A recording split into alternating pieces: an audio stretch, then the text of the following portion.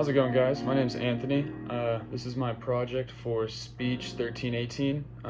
Tonight I'll be talking about how nonverbal communication is used in day-to-day lives and how it's affected people throughout history and throughout communication in general.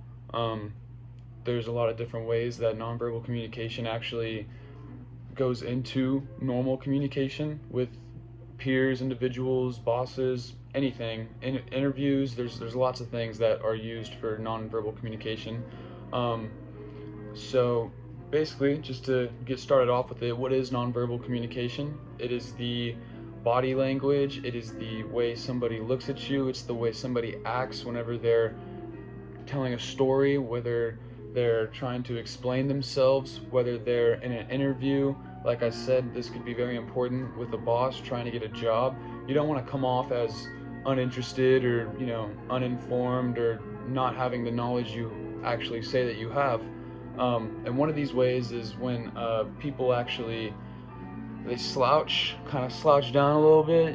That's very unattractive. Kind of makes you look like you don't know what you're talking about. You're not confident, like you don't know what's going on, or kind of give off the weird vibe of, hey, I don't really want to be here. I'm just here because I have to be. Kind of going through the motions, kind of thing, and nobody really wants that. Another thing is looking down while you're speaking to somebody or looking around. Obviously you don't want to make direct eye contact the entire time and just not blink and look like a psychopath, but you really want to, I'd say 8 seconds of eye contact, look away 3 seconds, kind of makes them feel a little bit comfortable, like you're not just staring into the person's soul, right?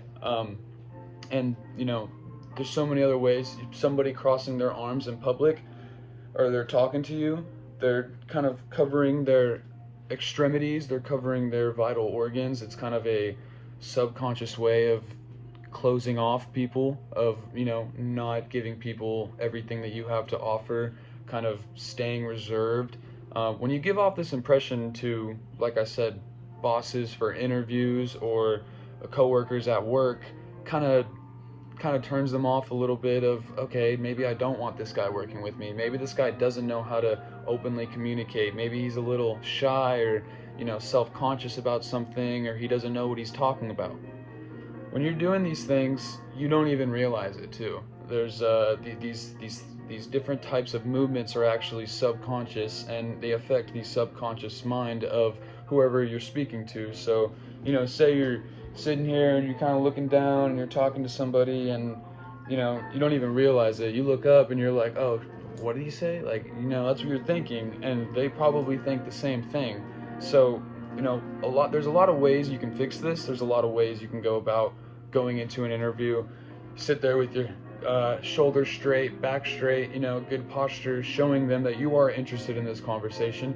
You are fully aware of what's going on. You have the knowledge to actually spit the information that you are trying to get across, and you actually know what you're talking about. This is very vital in situations where you're talking to authority, you're talking to a boss, you're talking to a manager, you're talking to a corporate high up, you're talking to a government official, anything. There's multiple different ways that this can actually come in handy, and a lot of people don't actually know that. Another way that you can improve on this is to be more attentive when you're, say, in class. Say you're looking down at your phone and the teacher's giving a whole spew of, yeah, this is what's going on, this is how history is affected, blah, blah, blah, blah, blah, and you're just not really paying attention. Teacher's like, okay, this kid's probably going to fail.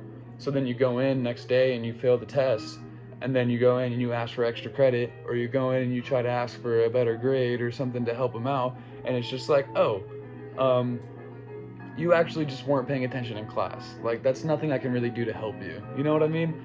Another one of these things is touching your face while you're talking to somebody, kind of like messing with their hair. It's known to show a fact of insecurity.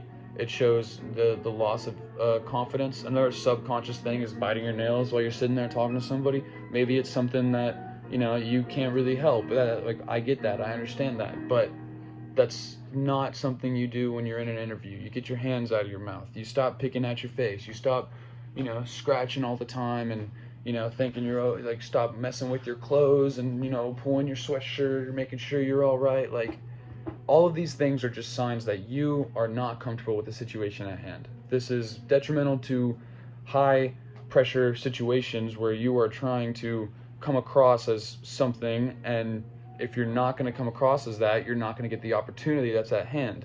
Um, you know, these are all just ways that can be, detrimental to conversations that really could improve your life if you need.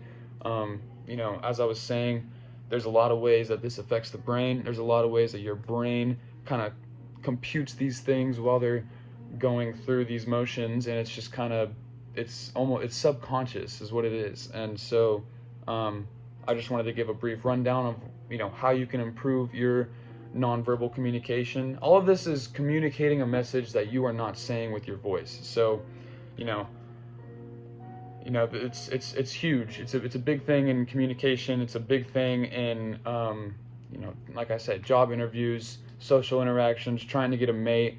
If you're trying to get a girlfriend and you're walking up to her and you're like, "Hey, how's it going?" Not gonna work, dude. It's not gonna work. Even though my class is full of girls, dude, whoever's listening to this, it's not gonna work. Sorry about it. But that's my project. Thank you for listening, and I hope I showed some of these nonverbal communication skills that I think that I have in this video, and I hope you'll have a good rest of your day.